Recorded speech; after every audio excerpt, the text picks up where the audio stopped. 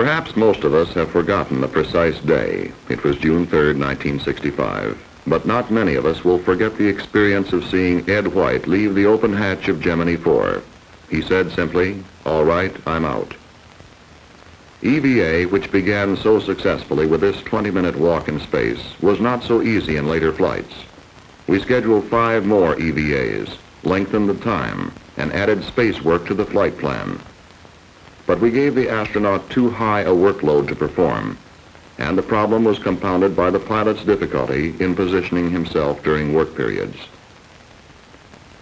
Now we were coming up on the last flight and the last EVA, with questions about EVA still unresolved. And Gemini 12 would launch in 60 days.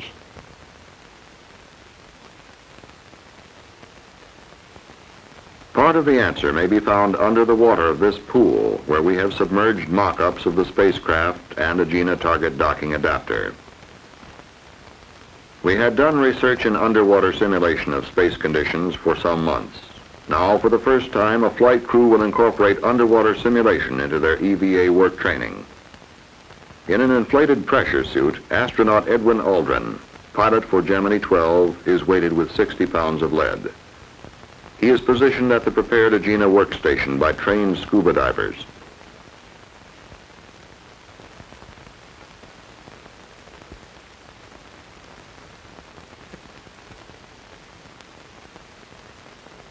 Underwater simulation creates a condition of neutral buoyancy.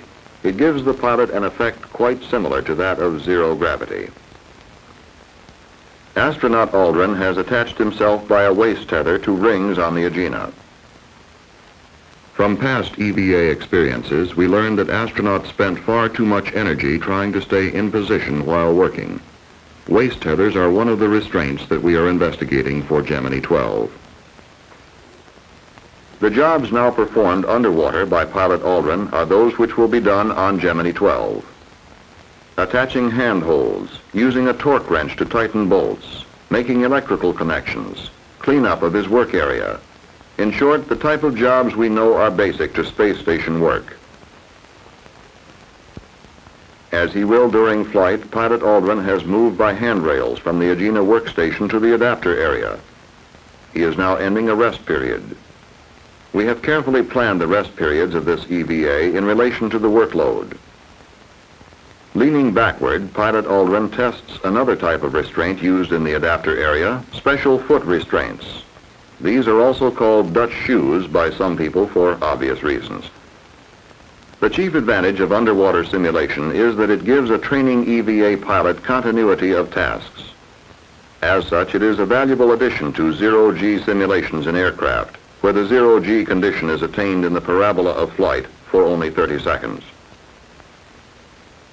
Pilot Aldrin and his backup crewman, Pilot Cernan, are able to simulate the entire EVA exercise of Gemini 12 without a break, step by step from the beginning, as it is written in the flight plan. They run 2-hour simulations underwater several times and finish training almost on the eve of launch.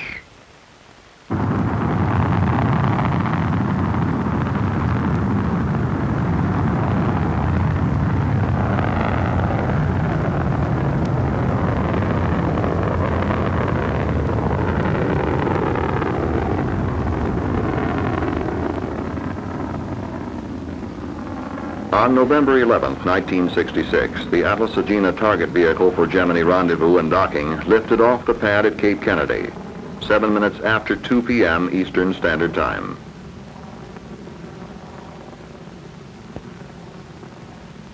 Gemini 12 was now slightly more than an hour and a half from launch. Command pilot for the mission was Jim Lovell, already a veteran of the longest manned spaceflight, 14 days on Gemini 7.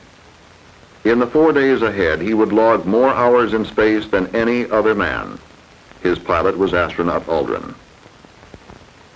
The Agena was inserted into an orbit of 164 nautical miles by 159 nautical miles. Mission Director Bill Schneider gave the final go for the launch of the last Gemini.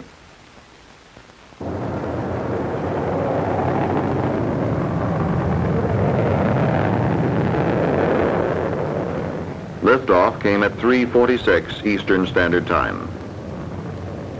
The launch vehicle propelled the spacecraft as smoothly as it had in 11 previous flights, and Gemini 12 was headed for an orbit of 146 by 87 nautical miles.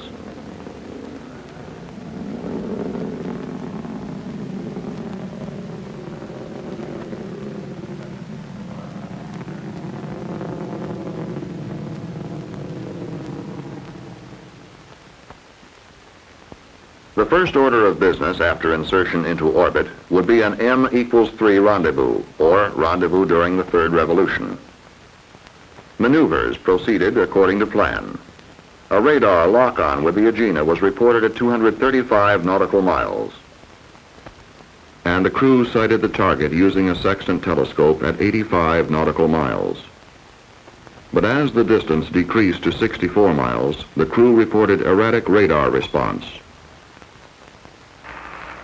Roger, Hawaii. I wish we had lock-on solid on the Agena.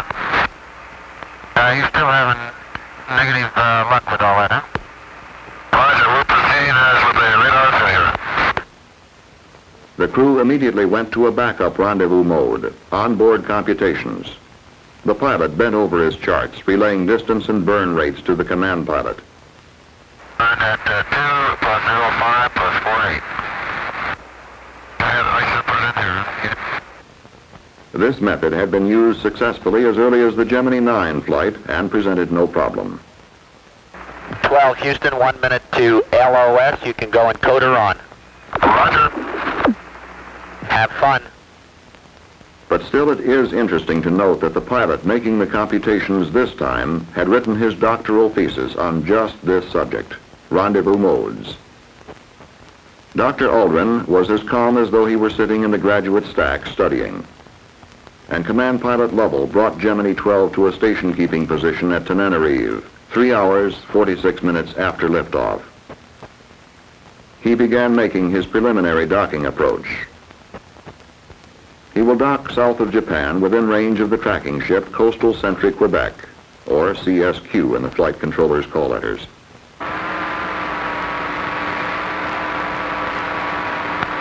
Is he docked, CSQ? That's negative flight. Okay. You satisfied with the Agena? Both vehicles are go. Okay. Let him know that. Okay. Gemini 12, CSQ. Roger, CSQ. We're giving you a call for docking. Roger, thank you. CSQ. We got dock. Roger. As docking practice continued in the third revolution, Pete Conrad, the Capcom on duty, broached a problem to the crew. It concerned the Agena Primary Propulsion System, the PPS. The problem appears to be one that indicates a possible turbine pump problem. And we're going to give you a go a little bit later on as to whether you can make the PPS burn or not. There had been a momentary drop in the pressure in the thrust chamber of the PPS during insertion. It then returned to normal. But that 1 second drop in pressure was enough to bring the Gemini specialists onto the floor of mission control. The pressure drop could cancel plans for the PPS burn today, which would inject the docked vehicles into a higher orbit of 400 nautical miles. The decision came in the fourth revolution and was relayed through the Hawaii tracking station. 12 Hawaii, you're no-go at the present time on the PPS burn. The big burn, such as we saw on Gemini 10 and Gemini 11, was out for this mission. But the crew was given no chance to settle back for a couple hours free ride, or crack open a good novel, even if they had one aboard. Mission Control came up with a substitute plan. It was this. Tomorrow, Gemini 12 would take photos of the solar eclipse over South America. For eclipse phasing, Command Pilot Lovell would make 2 Agena burns, but with a smaller secondary propulsion system. And one more change.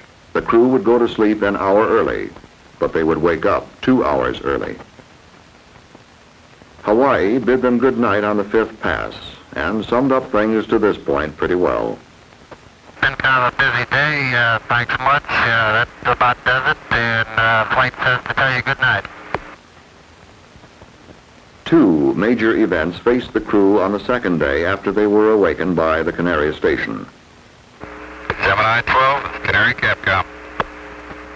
Canary, this is 12, well, loud and clear all day. Ah, you're loud and clear. Good morning. Did you have a good sleep? Oh, so, not bad. 2 solid hours sleep, they said. This has been the pattern of past flights. You doze off and on during the first night and settle down to regular sleep the next night. But they were ready. First for eclipse photography, then a stand-up EVA. Gemini 12 was in good position for the eclipse. The command pilot shot time exposures for later scientific study.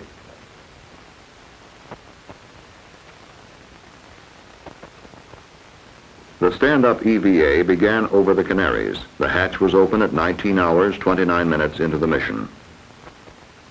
Pilot Aldrin reported that he had only a minor tendency to float upward and had no difficulty in maintaining the position he wished in the open hatch. Okay, I'm just drifting here. It looks like I have a small tendency to float out at the very middle. A beautiful view. There was also preparation for the umbilical EVA of the following day. A portable handrail was installed from spacecraft hatch to the cone of the target docking adapter. It was left in position to be used Sunday. A major portion of this EVA was devoted to star photography, shooting so-called hot stars, much of whose light is in the ultraviolet spectrum. 80% of this is filtered out by the Earth's atmosphere.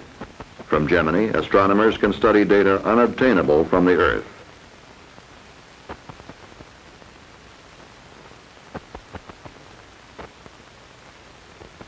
After 2 hours, 28 minutes, the hatch was closed and the crew was repressurizing their cabin over Canton Island.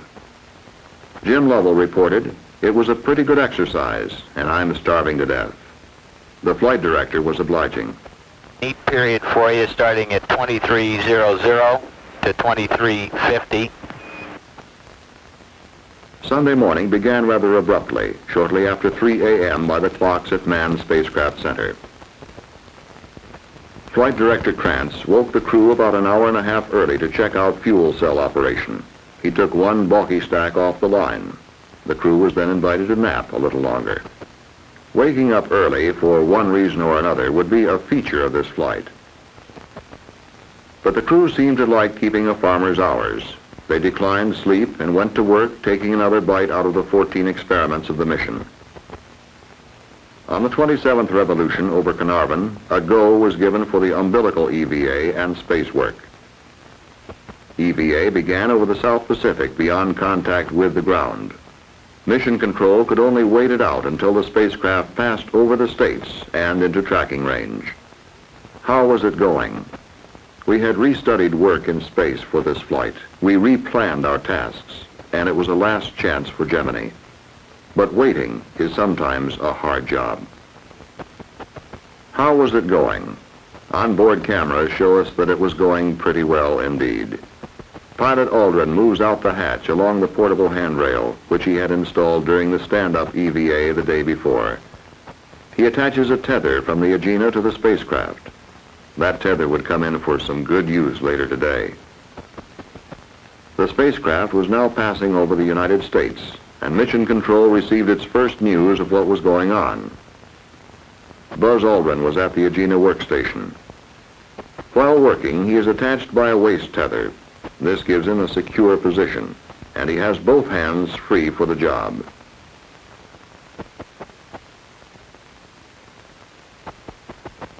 Doctors were counting his heartbeat closely during the work period. So far, it had been pretty much below 120.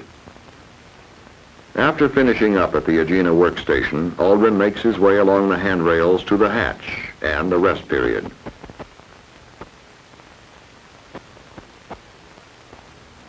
At this time, he is at the adapter area and has been conducting the EVA for more than 40 minutes. Although we have no onboard film of the adapter work area, the pilot performed 7 tasks there, much as we saw in the underwater simulation. When we next pick up the EVA on film, the astronaut is again at the Agena workstation. He tests the waist tether and comments, "The restraints are good. I don't see any problem in positioning my body at all." The next assignment is use of a torque wrench on a bolt. The same type of job had been performed at the adapter section. The wrench can be set for any value from 50 to 200 inch-pounds. He had performed 19 tasks, 12 at the Agena station, 7 at the adapter. A good EVA work session.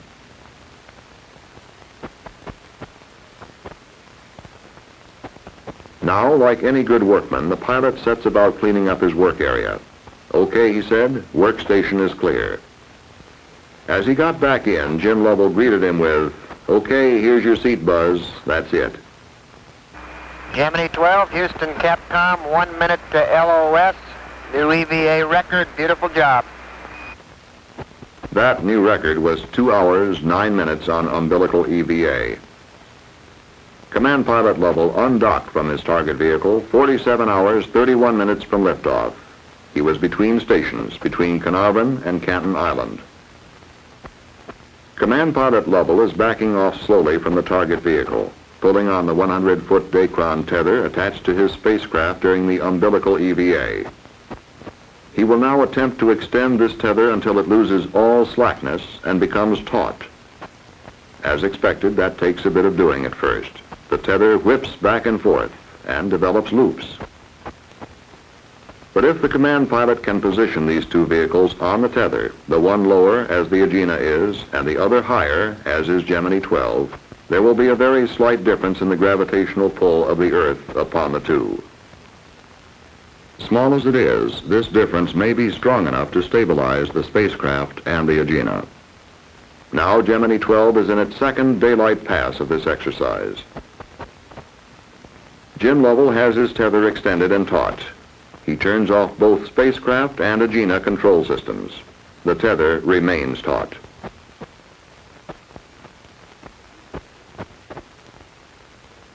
The two vehicles move through space, maintaining their positions without use of thrust or fuel, a technique important for future space missions. After 4 hours and 20 minutes, the tether exercise was ended. Command Pilot Lovell jettisoned the tether. The mission had now lasted 51 hours and 51 minutes. It was time for the crew to separate from their target vehicle. They would perform a 6-foot-per-second posigrade maneuver to give them sufficient clearance. Target vehicle and spacecraft went their separate ways, and the crew slept. The next day was Monday, and it began for the crew at 1:15 a.m. over the Rosenaught Victor tracking ship. The crew had a third and final EVA ahead of them. It was a stand-up EVA this time, devoted to ultraviolet photography. But there would also be an opportunity to jettison some excess EVA equipment no longer needed. The hatch was opened at 66 hours, 11 minutes. The pilot took ultraviolet photographs of the sunrise and of selected constellations.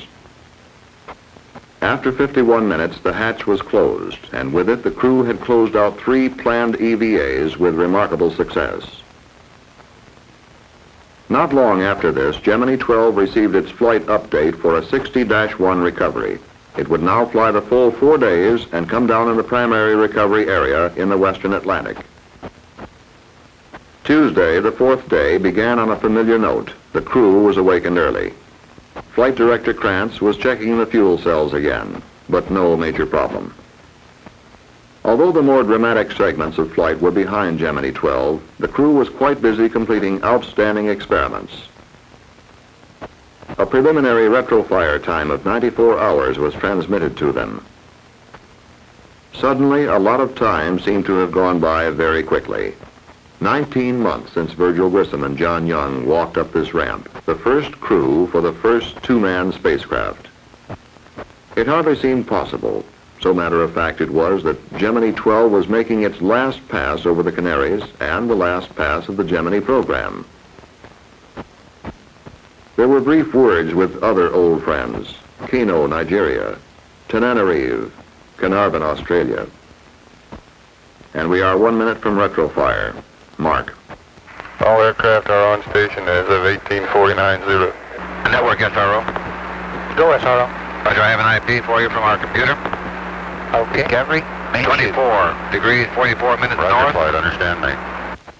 The prime recovery ship, the USS Wasp, was on station some 600 miles east of Cape Kennedy as the retro rockets fired.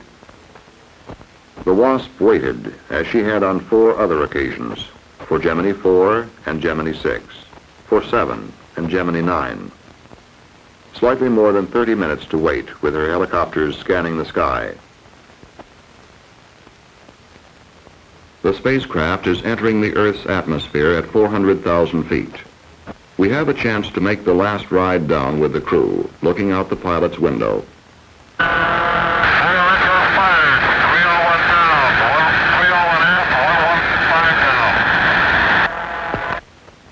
This film of re-entry was shot at 6 frames a second.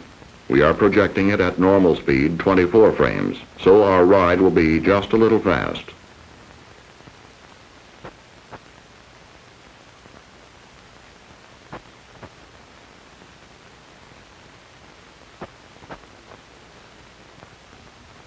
Heat of re-entry becomes intense. Particles flake off the ablative heat shield and fly onto the window.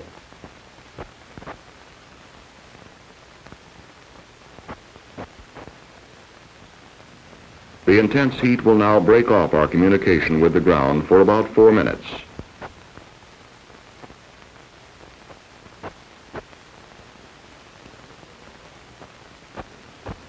We are midway across the continent, near the Mississippi Delta.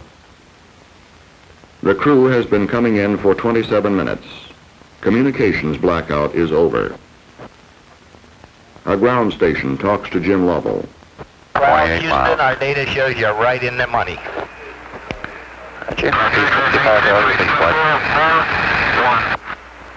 Roger. Less than 10 minutes to splashdown. Main parachute sighted, in full view of the Wasp. Here the Atlantic Chief from the Wasp. They estimate the range of 5 miles to starboard. They see a yellow-orange chute. Estimating altitude 2,000 feet. The slow descent was followed down to the water by cameramen and relayed to the nation by television. Well, Houston, we've got you on the move too. You look good.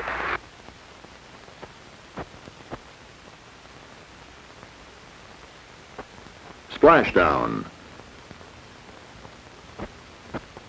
The Gemini 12 flight is officially over at 2:21 p.m. Eastern Standard Time. It passes into history. The recovery mission begins. The Wasp was almost alongside the spacecraft as it splashed down. Rescue swimmers were in the water with a flotation collar, ready to check in with the crew. Jim Lovell was the first to be lifted into the waiting helicopter. It returned immediately with a sling to pick up Ed Aldrin. Both were soon aboard and receiving the congratulations of the helicopter crew.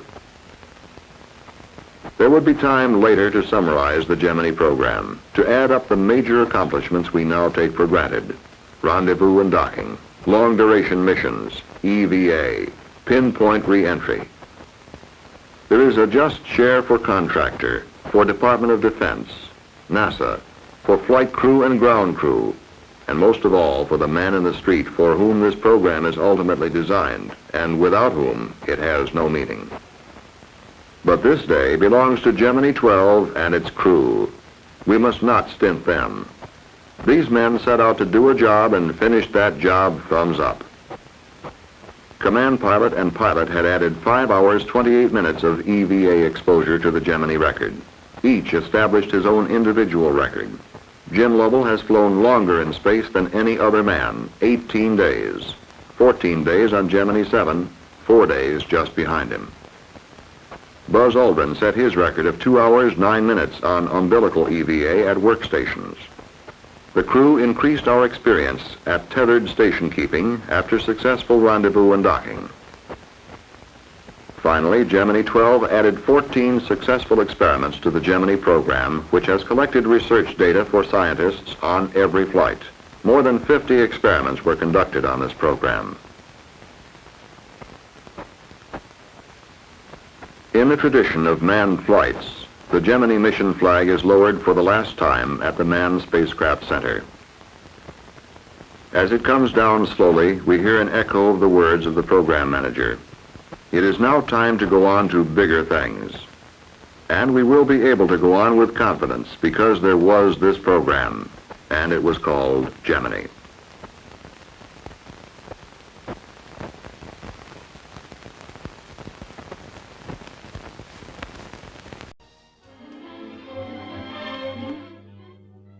I've taken over reception duties at Lime Grove temporarily, I hasten to add, because in a few moments we're expecting a visitor to these studios who started life with the intention of becoming a lawyer. But to coin his own phrase, he thought he might save an awful lot of people from prison by becoming instead one of the best-known choreographers, dancers, actors, writers, directors in the film business. I'd like you to meet him straight away. Here he is, Gene Kelly. Hello, Gene. Hello, Peter. How are you? Oh, I'm fine, thanks. And you? Well, just fine. It's good to be here and do a little bit of work over in England. Well, we're glad to see you, Gene. I remember about 3 months ago I was talking to your wife in this very same building. Yes, so I understood. That was about Marty Plug, you see, for her picture. Of course. How is she? She's just fine. She's over here now with me, my little girl, and we're afraid we have to leave soon, but we're glad to be here. Good. Gene, let's go straight to you now. How did you start? Well, start what? Start coming to England or... Start in the business. Well, that's a long story. I'm afraid it's sheer economics. I had to make a living some way, and I didn't want to do it by stealing. So when I became a dancer, I was working my way through school, and I found out I could do it best by doing little performances and dancing, and I soon fell into show business. It's as simple as that. Now, they tell me that you opened a dancing school when you were 18 years old. Is that right? Yes, I started to teach kids on the block and fellow students at school and so forth. And I got so interested in it, I began to study very hard, and fortunately, it turned out very well.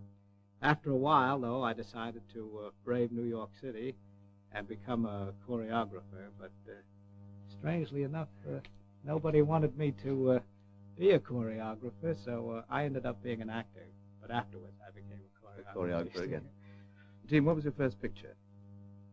Me and My Gal with Judy Garland. Mm-hmm. Gee, that seems a long time ago. You shouldn't ask me questions like that. I get feeling older here. Yes, that was the first one, and then it went on from there. Mm-hmm. You remember that one? Well, I don't think I do, as a matter of fact. Just a boy. I'll tell you what I do remember, one I liked very much, Three Musketeers. I like that one myself. And you were all over the place, weren't you? Yes, that was hard work, but we enjoyed it. Mm-hmm. Sort of cowboys and Indians with long wigs and beards and everything. Yes, I like that. I'm glad you mentioned that. That's about the only one that I didn't dance in for quite a while. Dean, where did you develop this particular style of dancing, which is very much all your own?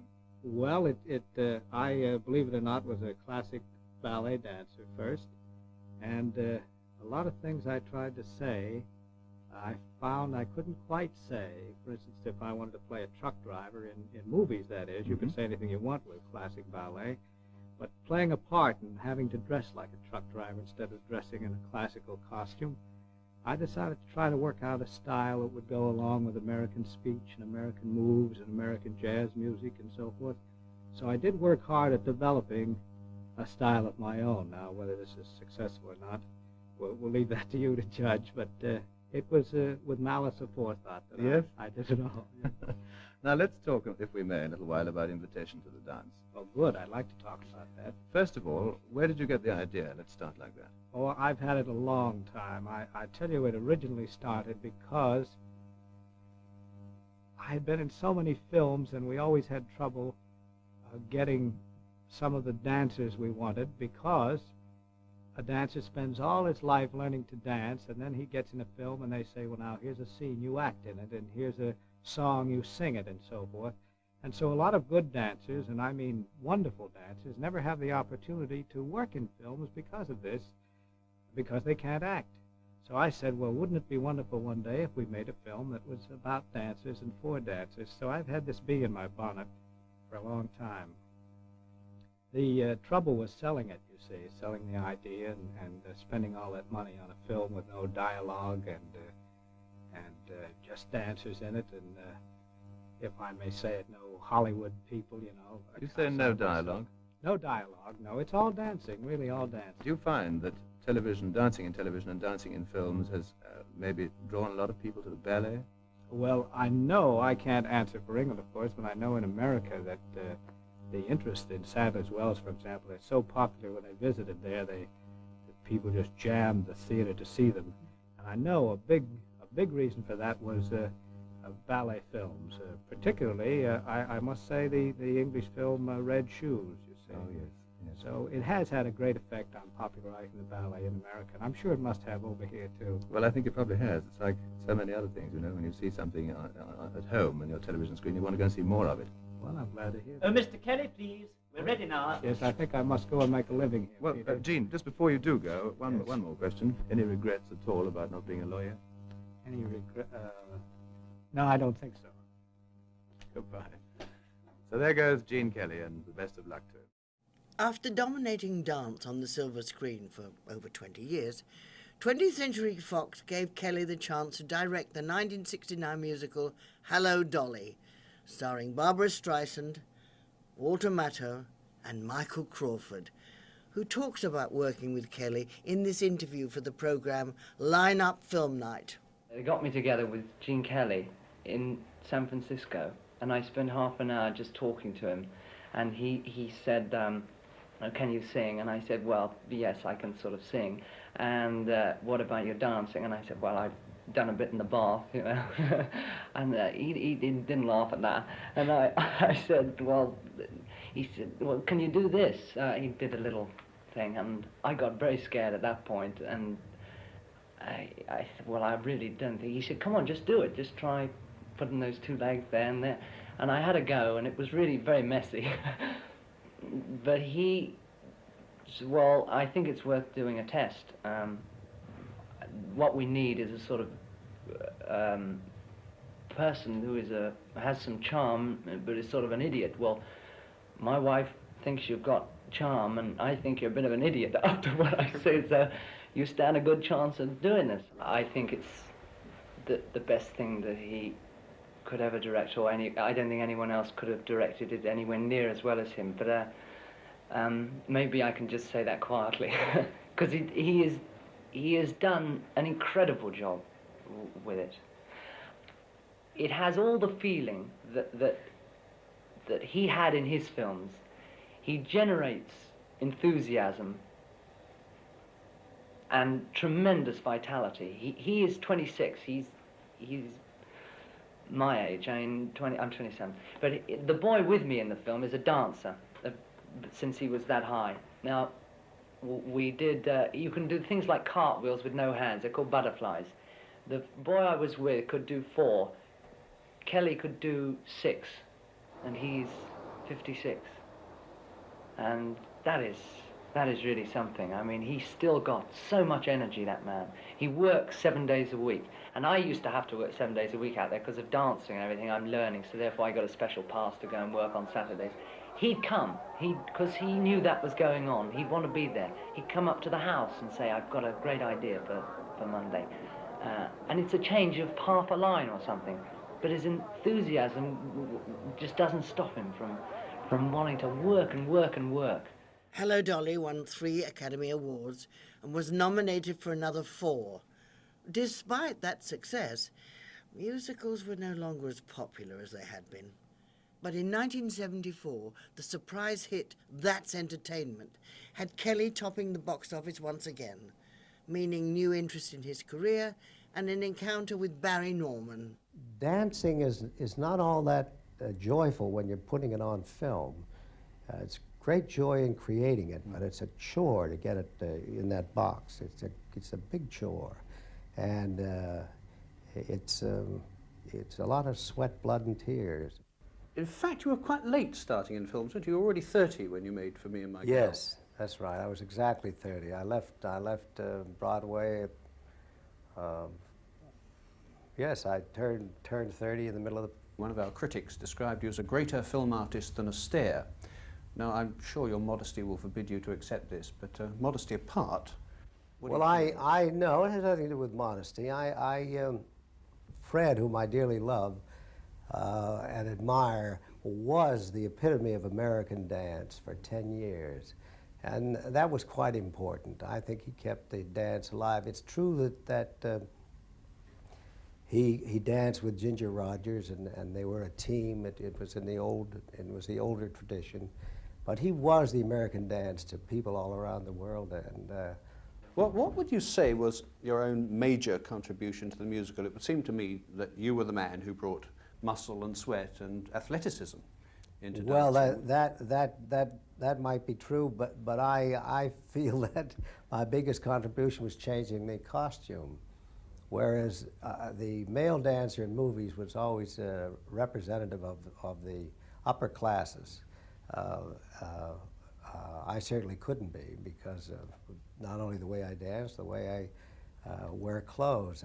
If I put on a evening dress, a white tie and tails, I look like a truck driver, you see, or the Iceman cometh. And I think the outfit, changing into sweatshirt and blue jeans and moccasins and that, might have visually changing the look of the male dancer, might have been my greatest contribution. I don't know. But I remember, I suppose On the Town was the one I remember most vividly, that all of a sudden, and it seemed to me for the first time in a musical, the song and the dance came spontaneously out of the action. Now Yes, that was a contribution you made, surely. Yes, we did it on location. We did it on the town on location, and we did it as real people coming down real streets in New York City.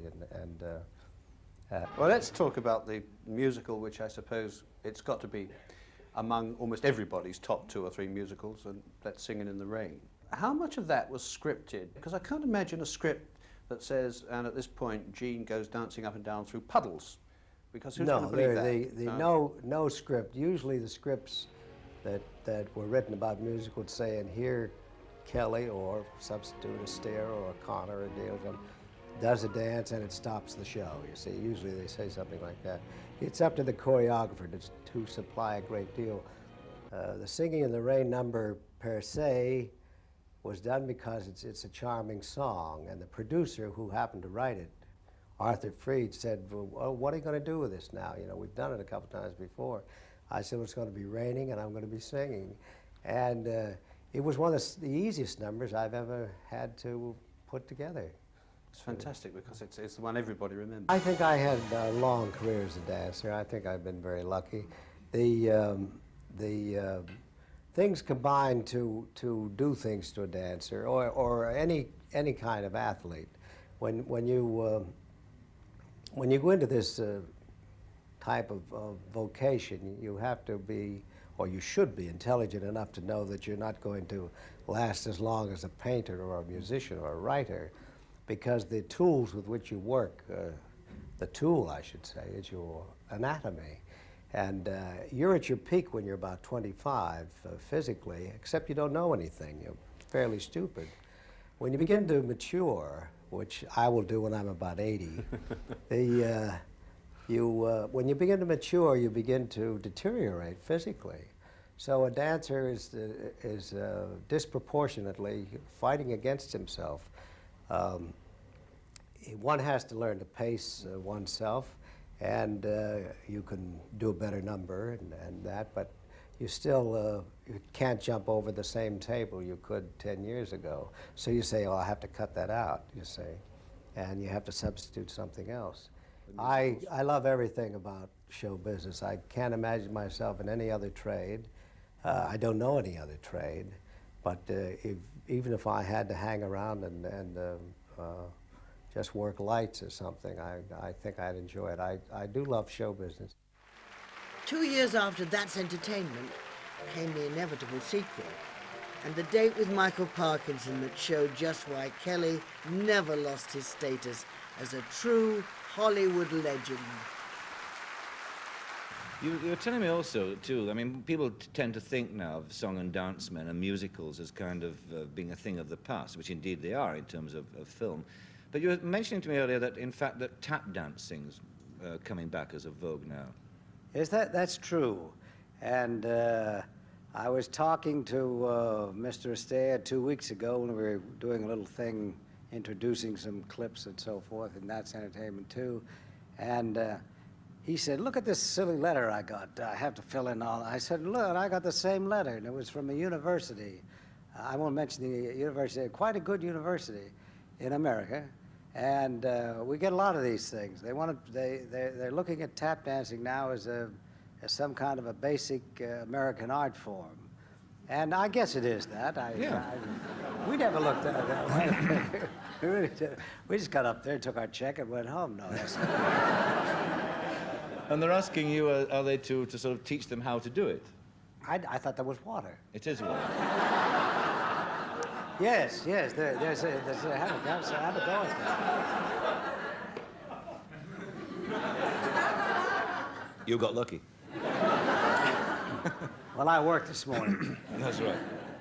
But let's go back and talk about Fred Astaire, because, as I mentioned in my introduction, you're the two great giants of the film musical. What, in fact, was the basic difference between the two of you? Well, there's a great difference between the two of us, and one of the reasons, I guess, for our friendship is that we often get together and talk about it over dinner or a drink or something. And Fred started dancing in vaudeville at a very early age with his sister Adele. As a matter of fact, he was very popular here in England, and they danced in musical comedies long before talking pictures. And Adele ran off and married an English lord, or count, or someone like that. I think it was the Earl of Cavendish, wasn't it? That's right. That's right. And here Fred was all alone, so they sent him out to Hollywood to go into talking pictures. And his first partner was Joan Crawford. And then he latched on to Ginger Rogers. And they had a successful career of I don't know how many years, but they were really the stars of the American film, and they represented American dance. But Fred's success, I believe, was his elegance, his particular style, which is unique. Nobody can really dance like him. And when I wanted to dance, I started on the Broadway theater a couple of decades later, and I wanted to dance, well, like Marlon Brando wanted to act, roll up my sleeves and say, hey, did you? And if there is a difference, I would categorize it as saying, let's see how I could put it succinctly, that Fred is sort of, he represents the aristocracy when he dances, and I represent the proletariat, and that's it. Up the rebels! I was going to ask you about the first act that you ever did when you went on stage with your brother.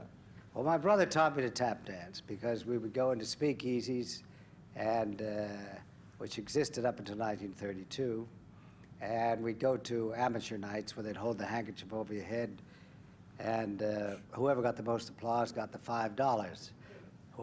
The next was 3, and the next 2.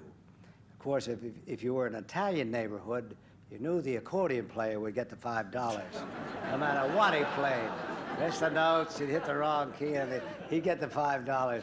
So if we see the accordion player, but nothing happened. But that's where we got our training, and my brother taught me to tap dance very quickly, and we formed this poor little act. And then we tried to improve on it. We put on roller skates, and we were gymnasts. We were on the gymnastic team in high school, and we did a tap dance and roller skate, and we were foolish enough to put acrobatics into it, which I would never do today, you see. But in fact, that background you put in, or some of it, into a film. I did that in a film, yes. You know, it's always fair. Everybody always says to me, of course, the wheels were locked on those skates, and everything, I'm going, and I'm doing everything. I say, how could you look at I don't know how they look at the film and see. Yeah. It's beautiful, that. Super. Thank you, thank you. Do you ever fall down when you're doing that? I must ask you, when you're rehearsing it. No, those steps were easier than the ones I did with my brother, so there's no problem. Easier? Yes, because we used to do backflips and things, but as I grew older and more mature, see, I kept danced with a mouse and all kinds of, and some kids there you performed with. But once you also danced with Francis Albert Sinatra, didn't you? Yes. Yes. Would you say he was the most... He danced with Eugene Curran Kelly, yes. What was the... were there any sort of special problems involved in teaching Mr. Sinatra how to dance? Yes.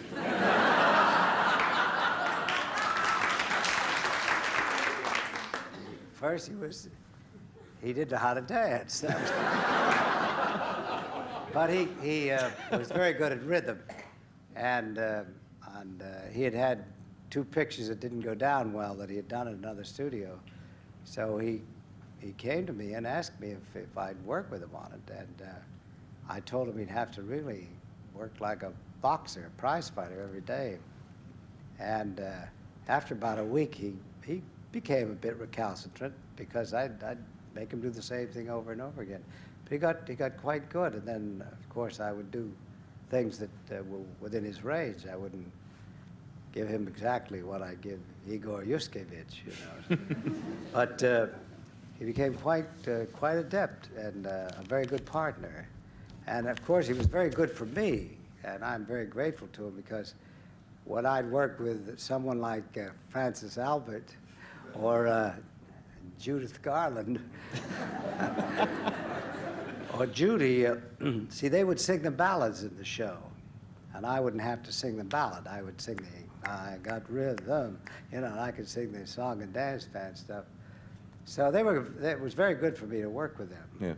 But occasionally I would get stuck with a ballad, and when the other person wasn't a good ballad singer, that's when I appreciated Francis Albert the most. In fact, you're selling yourself short because I remember a film we were talking about, Cover Girl. You sang a beautiful Kern Yes, number. I had to sing the ballad in there. Which is a beautiful song. Well, Mr. Kern was known for his sternness on Broadway, and I had just come from the theater a short time ago, and Kern and Ira Gershwin had written this song, and I was ready to record it, and they in those days, put you in a glass booth, and the orchestra was over there, and I didn't know how to do that to begin with. And, but I had learned the song, and just before we were going to take it, in walked Mr. Kern. He sat down in a chair like this. Well, I was scared to death. I was shaking because I thought he'd, you know, say, throw that bum out. So when I come out, and I said, well, Mr. Kern, I can do better than that. Next take, you'll see, Mr. Kern, I'll do much better. He said, what? That's fine. And years later, I thought to myself, well, he expected much worse.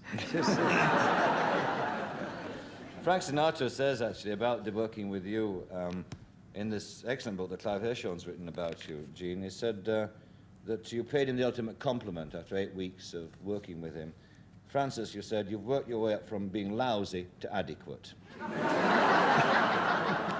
Well, if he said that to Clive, who's in the audience, I know because I passed him coming in. It must be true. You're very much a perfectionist. I mean, it shows in your work that we see on screen. Would you say that yourself you're a difficult man to work with? Any dancer has to be a perfectionist because if a dancer gets up and dances across the stage and stumbles or falls, he's a bum. If a singer hits a high note, he says, and then goes right on, or he says, whoops, it's not on the cue card. So you can't dance off a cue card. You know, you have to dance, you have to know the dance. And the music keeps on going. You can't make it up. If you make a slip, you can't say, whoops, let's start again. So if the dancer falls or stumbles or makes a bad move or a gauche gesture of any kind, he's out of luck. So you have to be highly disciplined. I think the dancer next is as highly disciplined as the symphony orchestra player who has to take the conductor's beat right away. Except he's sitting down all the time. So the dancer has to do it with his body. Was there anything that you've left unfulfilled after your career in Hollywood? Anything that you wanted to do with the film dance that you didn't manage to do? No, when the bottom dropped out of the musical comedy market, again, to use the Hollywood term, because when Elvis Presley and the Beatles and other groups took over the record business, records became more profitable than making movies or doing plays. If you do a movie now or a play now, and you have a hit album, you'll make more money off the album than you make from the show. Yes. And there's no use complaining about it. It's one of the facts of life. And with the statistics, I think, are 85% of the of the records sold in America now I'm quoting, and I believe it's around the world, are sold to 9, 10, 11, 12, 13, 14-year-old groups, and they buy the rock and the country western records, and they account for 85% of the records sold. So naturally, they want to push them. It's true they don't last very long. There's one group comes up and dies, one group comes up and dies, but they sell a great amount of records. And we as adults, our musical listening habits are formed by 12-year-olds, whether we like it or not. Mine aren't. Well, then you must go home and lock yourself in, because if you get in the car and turn on your radio, you hear you know, you'll hear rock music. But and some of it's very good. I'm afraid most of it, the bands are electronically produced, and they use about 3 chords, and most of it's not very good. But some is very good, yes, as some of anything is good. But if you see, what's interesting is that if you who've written your own chapter in the history of movies, if you were starting out now as the young Gene Kelly, what on earth would you do? I'd try to do the same thing. But could you, you see? There's no well, industry. I never meant to be a movie actor. I went to Broadway to be a choreographer, but if I went to be a choreographer, I'd do the dance that was in style, I guess, or try to create my own dance and make a style out of it. I think I'd do the same thing, but who knows? Yes. Do you have, when you look back, are there any parts that you missed in your movie career? Any musicals that you wanted to do, were scheduled for and didn't do them? None that I was scheduled for. Yes, I was scheduled for one called Guys and Dolls. Really? Sam Goldwyn wanted to borrow me from MGM, but Nicholas Schenck, the head of MGM, had a feud on with him and wouldn't lend me out to him. You see, they loaned out players like baseball or football players, you see. We're all in a contract. So that's the only one I really wanted to And that do. was the Brando part, presumably, was it? Yes, and Sam was very honest. He said he'd wait 3 months, and if he didn't get me, that he would get the best actor and make it more of an acting part. Yes. Damn. But one film you did make, which I suppose is, well, I don't know, it's your trademark now, isn't it? It was Singing in the Rain, which is... I guess so, yes. I think, I mean, I play it over and over again. I've got it on tape, and I think it's flawless as a musical comedy. I think it's absolutely beautiful. I think it's a film that might last, and not... No, I'm serious. No, will last forever. Very, very few films last. They date themselves. But what's good about Singing in the Rain is that it's all true. All of that happened. Really? Yes, when the studios turned over into sound, all of that happened. All of those incidents are true. Those lovely Gene Hagen things. Yeah, they're all true. They're all true. They're beautiful.